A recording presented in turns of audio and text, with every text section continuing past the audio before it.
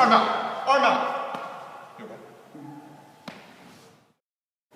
Hey, it's Rob from Survival Skills 101. You got my friend Mike here. We're going to go over a little scenario when someone grabs you in a bear hug over the arms from the front. Pretty common attack in the street, and if you know how to handle it, it's not that difficult to escape from and subdue the attacker, but you have to kind of know how to handle the situation. So what we're going to start off with here first is I just want Mike to get into a fighting stance, because you kind of have to understand the principles of taking someone down in the street to understand how to defend against this attack.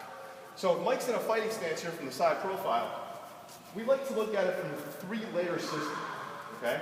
Layer number one is going to be this outside edge of his hand, the tip of his knee, and the tip of his toes. That's layer number one. Layer number two is going to be his core, his chest, his hips, thighs, his head. That's layer two, okay? Layer three is going to be the outside edge of him, all the way down to the outside back of his foot. That's layer three. If you want to take someone off their feet, or someone's trying to take you off your feet, they either have to pull you into layer one and drag you down to the ground, or they have to break your posture and drive you back into layer three. If he stays in layer two, he's sturdy, he's very stable platform, very difficult to move off his feet. Well, the same thing applies to us. If he grabs me in a bear hug, and I don't do anything, he's going to break my posture. And now, I'm in that layer three position, and it's more than likely I'm going over. Especially in an environment where there could be sidewalks or other debris to trip on. So as soon as I feel this attack coming, I need to expand my chest and my arms, the heels of my hands go right against his hips, and I'm going to sprawl my hips back. Go ahead and grab me again a little tighter. Sprawl right back. Kind of inflate yourself a little bit. And my arms are going to fit right into my own hips and create this frame, this structure that is difficult for him to collapse. My back leg will drop back like a kickstand, and I'll put my head against his head. And this will prevent him now from getting this bent over posture right here, okay? So now, once I'm in this position, I'm gonna isolate his movement a little bit. I'm gonna use my back leg, that's gonna be the more powerful striking leg, to deliver some knee strikes.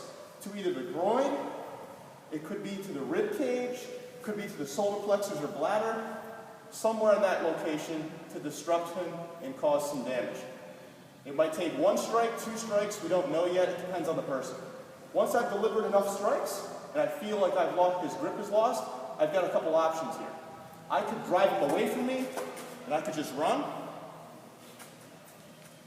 I could strike with the knees, and I could ride over the top, off on the angle, capturing just behind the elbow by the tricep, grab onto this grip right here, this Greco grip with my hands, and I could bend him down to this position, where now my other leg is going to drop back, and if I needed to, depending on the scenario, I could drive another knee into his jaw or face.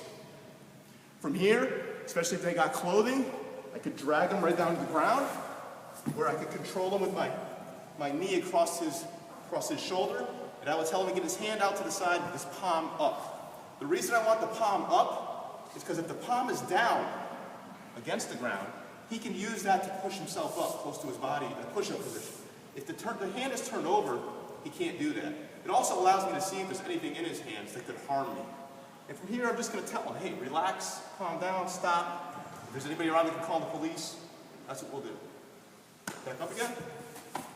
So a little bit more fluid here. He grabs onto me, base up, protect, drive with the knee strikes, angle off, wrapping the arm, get an arm lock right here. I'm going to drop this leg back, deliver a knee strike if needed, and then I'm going to escort or drive him to the floor.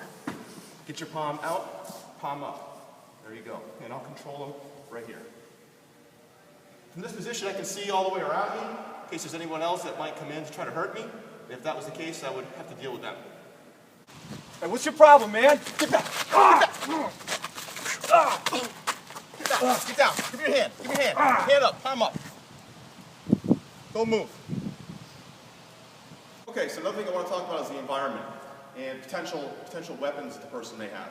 We won't know that until the weapon is pulled unless we can see it. So in this situation, by just looking at him normally, I have no idea if he's armed or not. But I always have to consider he could be. So at this point, he grabs onto me. I drop back in my form here, my base, lock my arms in, I deliver the knee strikes, I rotate out, and I start to bring the arm over, or I'm here.